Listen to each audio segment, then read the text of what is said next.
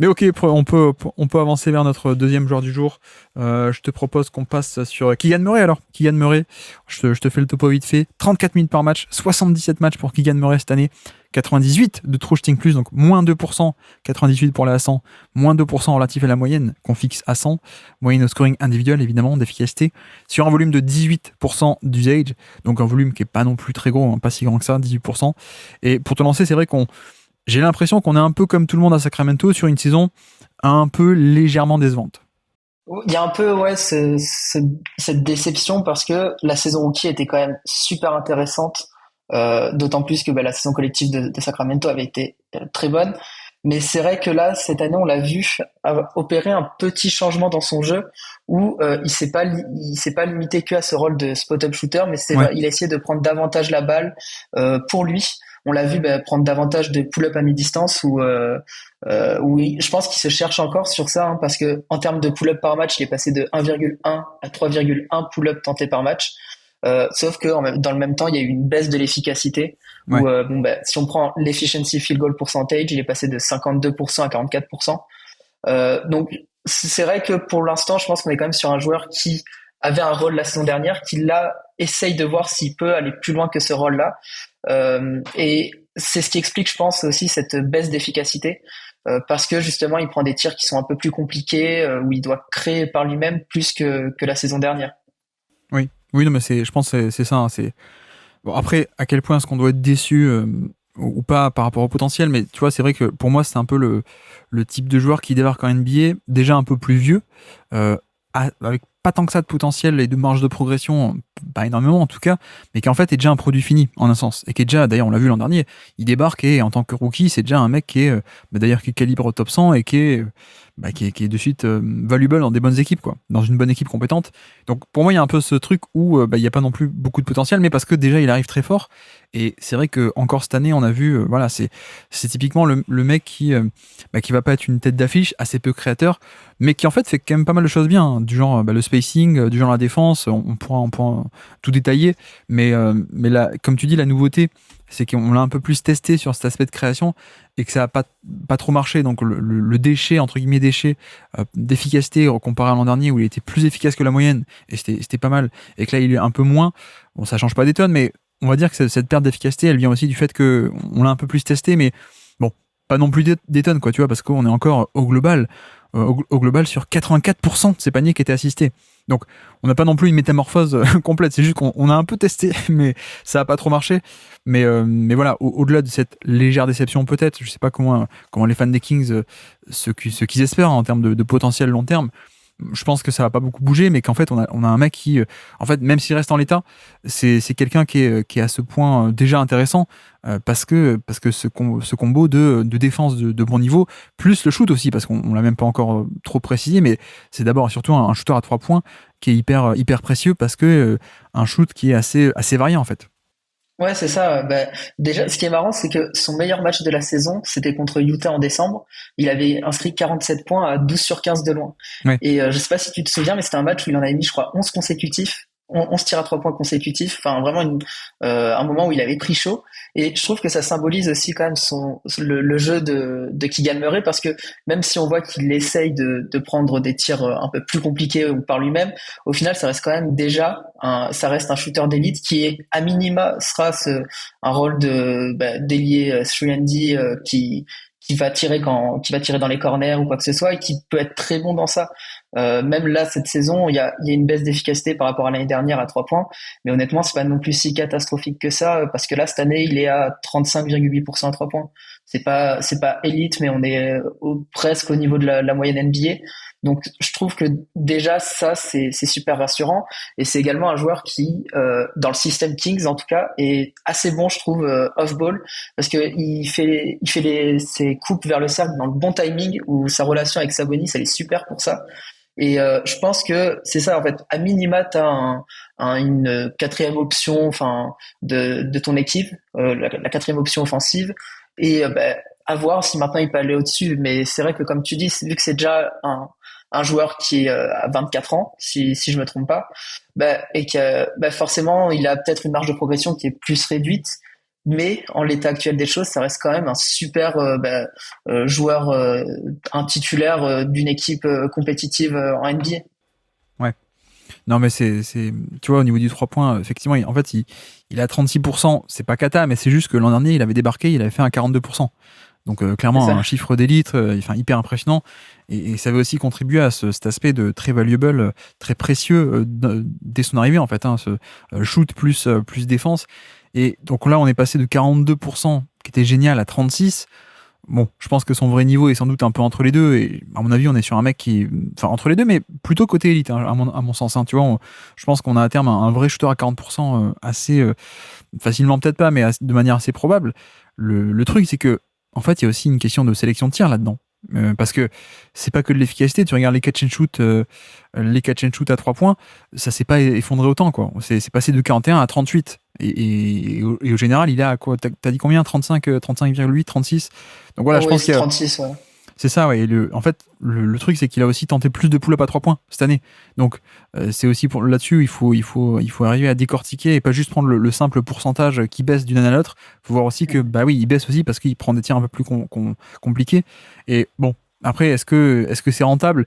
Je sais pas à quel point c'est aussi parce que bah, ça a été un peu compliqué à Sacramento cette année avec notamment la très mauvaise saison de Werther aussi. Donc à quel point ça a pas un peu forcé Keegan Murray à prendre un peu plus de responsabilité? À quel point c'est pas un peu Sacramento qui veut le tester, je sais pas, mais bon, dans les faits en tout cas, c'est vrai qu'on a affaire à un mec qui est plutôt un shooter et qui a eu une mauvaise année pour telle ou telle raison, ça on est d'accord, mais qui est quand même plutôt typé role-player, très assisté, du 3 points, mais du 3 points aussi en mouvement, donc ça a de la valeur aussi.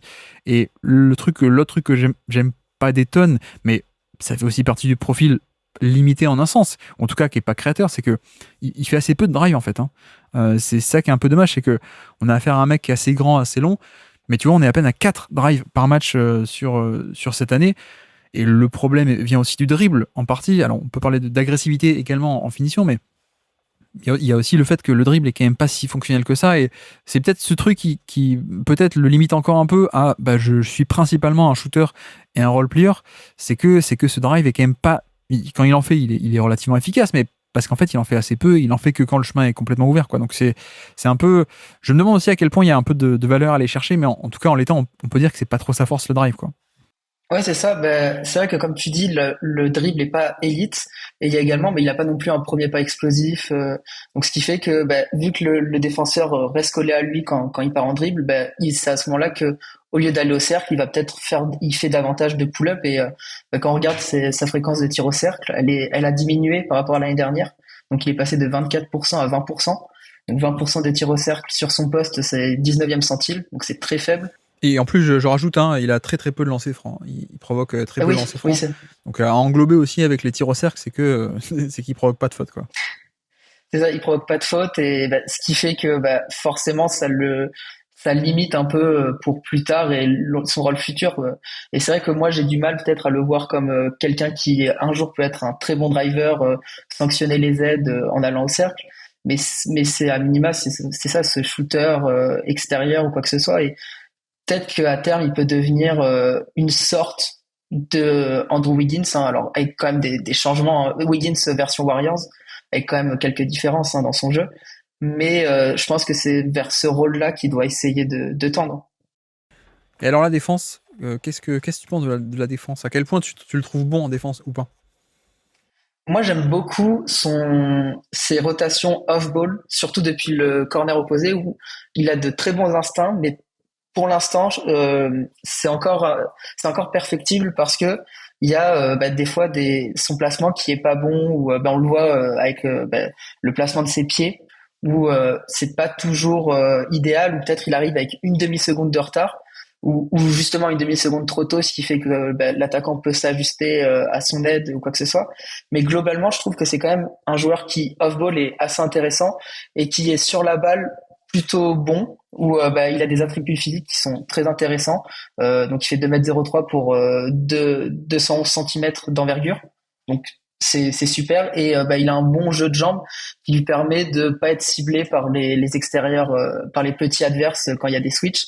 Et également, c'est un joueur qui se jette très peu en défense. Et moi, j'ai le souvenir d'une fin de match contre Atlanta où Trae Young essaye de prendre un tir et à plusieurs reprises, il est incapable de juste déclencher un tir parce qu'en fait, Keegan Murray se jette pas sur ses feintes et il se replace bien et il reste face à Trae Young. Ça, c'est vraiment une image qui va y marquer. Et je pense que c'est, comme je dis, je pense pas qu'on va aller plus tard vers un défenseur d'élite, mais en tout cas, je pense qu'on peut être avec un ailier qui aura un impact positif sur ce côté-là du terrain. Oui, je pense que même qu'il a déjà un peu un impact Oui, positif. Hein, oui, c'est ça, oui. enfin, c'est déjà une Oui, oui. valeur positive, on est d'accord. Mais autant, tu vois, moi, sur le côté défense loin du ballon, je suis un peu plus réticent peut-être. Enfin, même si t'as pas dit que t'étais convaincu, mais, mais effectivement, je trouve que c'est pas mal, mais c'est pas si génial que ça. Par contre, la vraie force de son profil, à mon sens, c'est qu'on a fait à quelqu'un qui, pour sa taille et surtout sa longueur, est quand même assez mobile en fait, et assez vif. Alors, pas explosivité latérale de fou, mais notamment, j'ai pas mal de souvenirs, tu vois, des match-ups contre Curry à traverser les écrans ou courir un peu comme ça. Finalement, il a aussi cet aspect de pas hyper puissant, mais quand même pas mal sur des match-ups plus gros, mais il peut aussi descendre un peu au niveau du spectre défensif et aller défendre des plus petits à travers des écrans, écran pick and roll ou alors écran off-ball. Donc ça, j'aime beaucoup aussi, cet aspect de défensif chez lui, même si on est d'accord que ce sera peut-être jamais un all defense, mais je trouve qu'en l'état, déjà, on a un défenseur qui est non seulement déjà compétent, mais en plus assez polyvalent. Donc ce qui fait au final quand même un beau tableau, quoi. Tu vois, on a parlé des nuances et du fait que il y a pas de drive, il y a pas trop de passing aussi, ça on l'a pas évoqué, mais il y a pas trop de passing à part faire une action de temps en temps, la bonne action, mais voilà, il y a pas de création collective. Mais au final, pour moi, hein, on est déjà en l'état sur le joueur que tu peux le plug and play un peu partout, quoi. C'est le shoot à 3 points, plus défense compétente, un profil assez assisté, mais qui finalement a très peu de déchets aussi, tu vois, peu de passing, mais extrêmement peu de turnover aussi. Donc ça, c'est cool. Donc franchement, c'est un mec je pense que tu le catapultes dans n'importe quelle équipe, il peut jouer 25, 30 minutes, quoi. C'est assez facilement. Donc la valeur pour moi vient aussi de ce point de vue-là, quoi. Et peut-être le problème, c'est dans un contexte comme Sacramento où ça marchait pas trop bien, où on lui a demandé de créer plus, on a peut-être vu quelques limites, mais bon, c'est pas très important. Mais ok pour son profil. Tu m'interromps si tu veux rajouter un truc, sinon on peut basculer vers le classement. Où est-ce qu'on pourrait l'imaginer alors, notre ami Keegan Murray? Pour l'instant, moi, je le mettrais du coup en dernier du classement, derrière KCP. Euh, Pourquoi? Parce que c'est un joueur qui a pas encore trouvé, je pense, enfin qui sait quel rôle il peut avoir à minima, qui là cette saison a cherché à voir s'il pouvait y avoir plus. Et donc juste sur la saison même, c'est vrai que je préfère ce qu'a fait KCP du côté de Denver. Donc pour l'instant, je mettrai KCP devant Keegan Murray. Alors, je me rends compte que pour moi, KCP est devant Murray assez Ah facilement, ouais. en effet. Mais pour moi, il y a duel Mm. avec Mike Conley. Mais, mais sauf que dans le Oui. classement, pour l'instant, on a Mike Conley au-dessus de KCP. Mais tu vois, je trouvais pas ça évident par rapport à Mike Conley parce que voilà, Conley, on l'a dit, c'est un peu de création, mais c'est pas des tonnes de création, quoi. C'est plutôt la gestion du jeu, de temps en temps un petit pick and roll avec Rudy Gobert, des choses comme ça. Mais c'est pas non plus une création énorme, alors que Murray, il y a un vrai ajout au niveau du tir, il y a une vraie défense un peu plus polyvalente, un peu plus impactante, mais non, je sais pas. Je sais pas trop comment faire ça. Après, c'est vrai j'ai pas précisé, mais on juge pas non plus l'absolu ou l'intrinsèque. On juge aussi par rapport aux performances de 2024. Et c'est vrai que le côté, il a été un peu moins efficace cette année. On peut aussi peut-être en prendre compte, quoi. Ouais, c'est ça, oui. Puis, c'est à voir également. Le problème, c'est que je pense qu'il a pâti de la saison collective moins bonne des Kings. Là où l'année dernière, c'est vrai que tout cliquait parfaitement bien. Là, cette année, ça a été un peu moins le cas. Et donc, peut-être que lui aussi, ça l'a impacté indirectement, Keegan Murray. Pour toi, Mike Conley, comparé à Keegan Murray, c'était évident, Mike Conley était au-dessus? Non, justement, c'est que ça reste quand même super proche. Ouais. C'est pas un Conley devant Murray et no-brainer. Enfin, c'est quand même tu peux discuter parce que comme tu dis en fait, Mike Conley c'est pas non plus le créateur d'élite. C'est au final dans l'équipe des Wolves, ça reste quand même un joueur de complément aux stars qui sont déjà présentes. Ce que je te propose, c'est que déjà, épisode 2, on chamboule tout. Est-ce qu'on ferait pas un reclassement où on met KCP premier du groupe des trois, ensuite Keegan Ok. Murray et Mike Conley ensuite? Moi, ça me va. Quoique que c'est peut-être un peu sévère pour Mike Conley. Ou non, ou l'inverse alors. Juste KCP et ensuite Mike Conley et ensuite Keegan Murray alors. Pour l'aspect de pas efficace cette année. Ouais, pourquoi pas, ouais. Mais je suis d'accord avec toi, hein, c'est assez proche Conley et Keegan Murray, finalement. Mais oui, non, prenant en compte l'aspect aussi de performance et le fait qu'il a été un peu moins bon, un peu moins efficace, mais franchement, pour moi, il y aurait un peu bataille. Mais ok, ça te va alors si on fait ça, ce reclassement? Ouais, ça. Ouais. Ok, très bien. Eh bien, faisons ça. Faisons ça pour Keegan Murray. Et donc, petit quiz pour finir les actions marquantes de cette saison. Nous allons. Alors, j'ai hésité à prendre le match contre Utah, le fameux match où il fait plein de 3 points, mais j'ai pas pris ça. J'ai pris. Nous sommes le 12 novembre 2023. Un poster dunk contre OKC.